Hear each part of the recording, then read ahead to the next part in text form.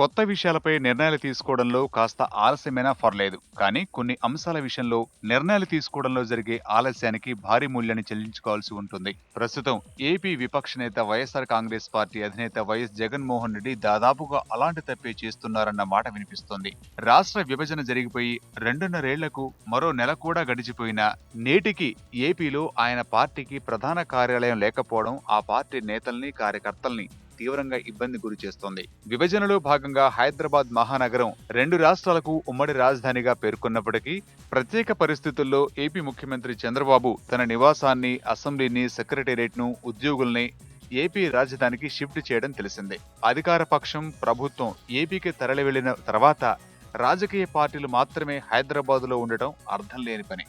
అందుకే పలు రాజకీయ పార్టీలు తమ పార్టీ కార్యాలయాల్ని విజయవాడలో ఏర్పాటు చేసుకున్నాయి.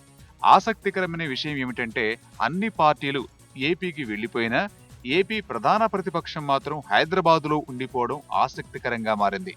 అలానే ఆ పార్టీ తెలంగాణలో బలంగా ఉందంటే అదీ లేదు.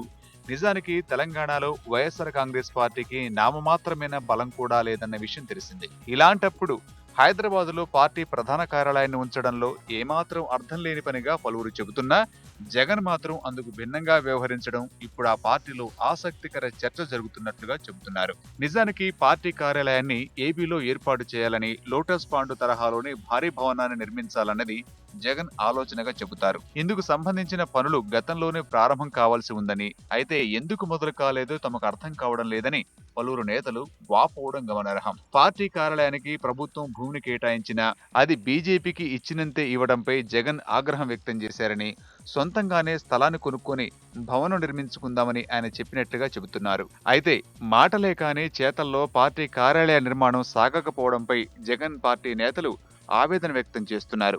భావోద్వేగ రాజకీయాలు ఎక్కువగా నడుస్తున్న వేళ ఇప్పటికీ హైదరాబాద్ వదిలిపెట్టి రాలేదని, సొంత పార్టీ కార్యాలయాన్ని కూడా ఏపీలో ఏర్పాటు చేయలేదంటూ ఏపీ అధికార పక్షంగానే ప్రశ్నిస్తే తమకు జరిగే డ్యామేజ్ భారీగా ఉంటుందని జగన్ పార్టీ నేతలు ఆందోళన వ్యక్తం చేస్తున్నారు. ముఖ్యమైన విషయంపై అధినేత జగన్ కాలయాపన ఎందుకు చేస్తున్నారో అర్థం కాక వైఎస్ఆర్ కాంగ్రెస్ నేతలు తలలు పట్టుకుంటున్నారు.